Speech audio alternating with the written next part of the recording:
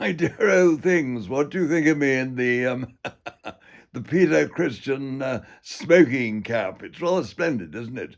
Invented in late Georgian times, actually, and in the 1850s when Queen Victoria was on the throne, it was used by everyone. And Peter Christian, it's a big seller. I think it's absolutely marvelous. I love the tassel, don't you? And what a splendid firm they are. I also, before we start, want to show you the sock box. 6 pairs of socks inside it. Just look at them. I can open it. Clumsy old me. There we are. Six lots of socks inside. Absolutely wonderful. Goodness me. Everyone will want you to kick them because your feet will be so absolutely smart. Now, England are going to the Gabba, which is a most unhappy ground for them, really. They've won, I think, 4 matches there since cricket started in the 1930s at the Gabba, and they've only won a couple of times since the last war. Ian Botham's 100 inspired them to victory in '86. And then in 1978, Mike Brealey's side won, but that really honestly didn't count because of the Kerry Packer invasion. They played an Australian B-side really. And although the Ashes were at stake, the good players were all playing, or the best Australian players were playing for Kerry Packer at that time. Well, the trouble with the Gabba is, I mean, it's a quick wicket. It's got a lot of bounce. Not unlike Perth, although I think Perth was probably just a little bit more awkward in terms of speed and bounce. But it has caused England's batsmen great problems. I want to talk you through the 1954-55 series, which was, I think, very exciting. Well, of course it was. England won 3-1, which is something they don't often do in Australia. They were captained for the first time by a professional. Len Hutton was in charge. And they got to the Gabba, and Len Hutton won the toss and put Australia into bat, which was not actually the best thing to do because they scored 601 for 8 declared. Arthur Morris and Neil Harvey, 2 left-handers, both made big hundreds. And England were then dismissed cheaply both times for 100 and something and 200 and something. And they lost by an innings and 154 runs. And the interesting thing about that match was that it was Frank Tyson was in the England side. He was their sort of wild card for the tour. This young, very fierce Northamptonshire bowler, very fast, bowled in this match and off a run that was enormous. Took 1 for 160 in 29 overs and left everyone scratching their heads about him a bit. But in the next fortnight before the Sydney test began, the second test, the management did their best to cut his run down and succeeded in cutting it in half, if you can believe it. And suddenly, for half-length run, Tyson found rhythm and absolutely terrific pace. And in the Sydney test, again, another low-scoring match, he took 4 wickets in Australia's first innings and then 6 in the second innings and really blew them apart. And England won by 38 runs. It wasn't a huge margin of victory, but my goodness me, having lost the first test by over an innings, 150 runs, it was an absolute triumph.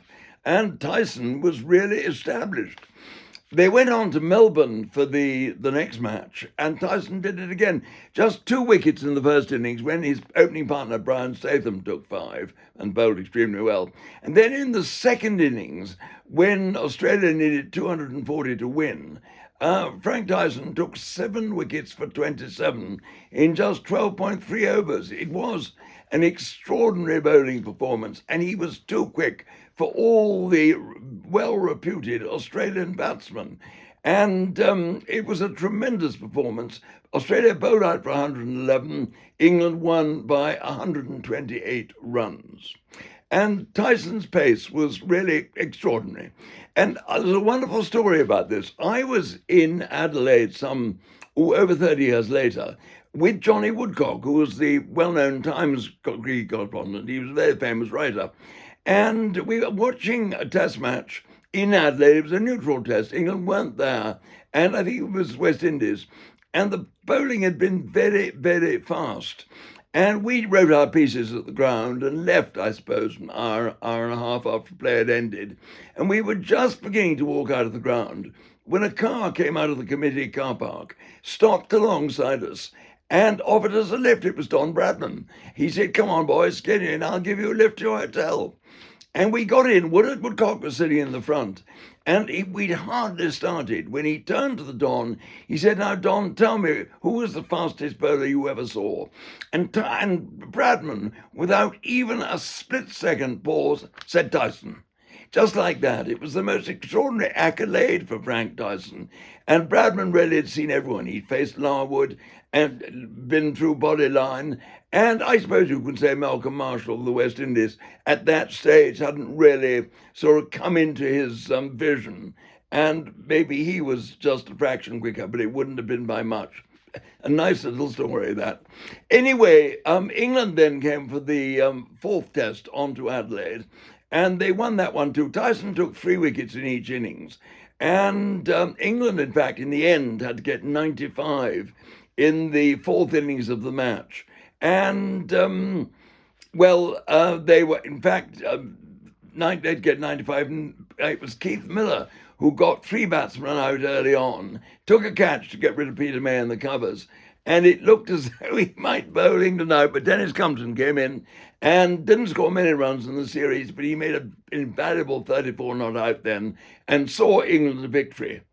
And then there was the last test at Sydney, which was the first 2 days were completely rained off. There was no play at all.